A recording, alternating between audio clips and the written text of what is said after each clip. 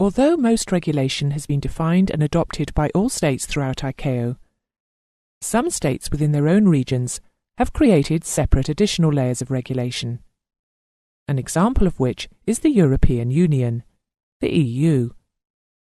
This lesson will therefore briefly mention the regulations and the governing bodies within Europe. The driving force for a common civil aviation policy across Europe is the European Civil Aviation Conference, ECAC. Set up in 1955 under the auspices of the EU and ICAO, its aim is to define a European approach to a general structure for civil aviation in Europe, licensing, safety, European regional air traffic control, and a structure for civil aviation marketing within Europe. Because of its established position within Europe, ECAC is able to be the forum for the consideration of major civil aviation topics relevant to all the European states.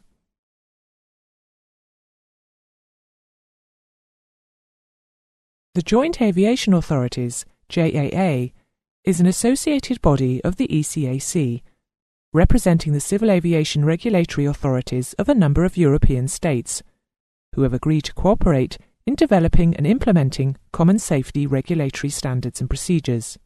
The JAA membership is based on signing the JAA Arrangements document, originally signed by the then current member states in Cyprus in 1990. The JAA's work began in 1970, and its original objectives were only to produce common certification codes for large aeroplanes and engines. From 1987, its work has been extended to operations, maintenance, personnel licensing, and certification and design standards for all classes of aircraft. With the adoption of new regulations in 2002 by the European Parliament and the Council of the European Union, a new regulatory framework was created under the European Aviation Safety Agency, EASA.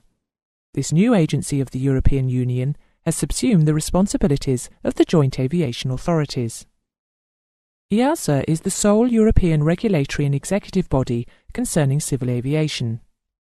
Presently, the JAA now only exists in a transitional phase to help liaise between EASA and the civil aviation authorities of the non-EASA JAA member states.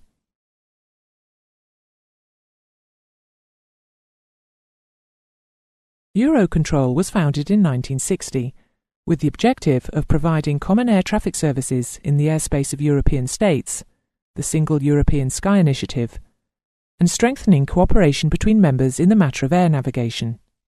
Today, it has a much wider remit, most notably in the field of air traffic flow management, which has led to the establishment of the Eurocontrol Central Flow Management Unit.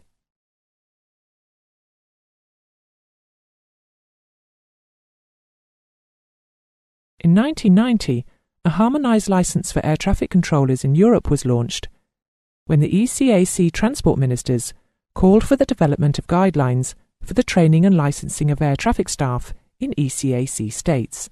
This work became part of the European Air Traffic Control Harmonisation and Integration Programme.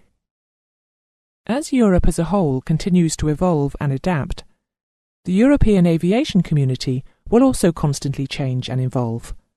So to stay fully abreast of the changes, make sure that you consult with your instructor regularly to stay fully up to date.